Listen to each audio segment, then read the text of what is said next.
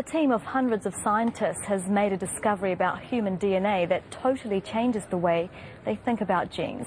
It's the biggest breakthrough since the human genome was mapped in the 1990s. Nicole Johnston reports on the ENCODER project. This is science on a grand scale. Hundreds of researchers across the world working towards one goal: cataloguing all the DNA sequences in the human genome to find out how active they really are. What was published today was essentially a first draft of the genome's operating system, the circuitry and switches that control how genes are switched on and off in different cells in the body. But what's been discovered is turning science on its head. Researchers thought most DNA was useless junk. Now it appears it's not. Very little of our genomes are junk.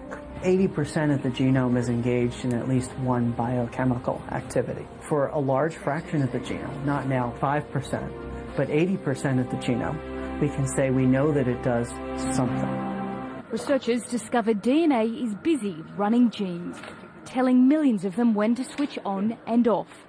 We can actually use this information to gain insights into basic biological processes and into the genetic changes that predispose to disease. The Human Genome Project mapped 20,000 genes and was finished 9 years ago. This latest research explores what the human genome missed and aims to discover how these genes work. If we could understand that, then we could start to figure out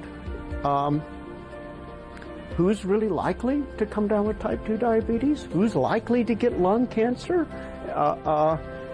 who should be making changes in their lifestyles to try to prevent this, who's going to be most responsive to certain drugs. This research is being called the foundation stone for human biology. The challenge now is to build on it and make medical discoveries which can treat disease.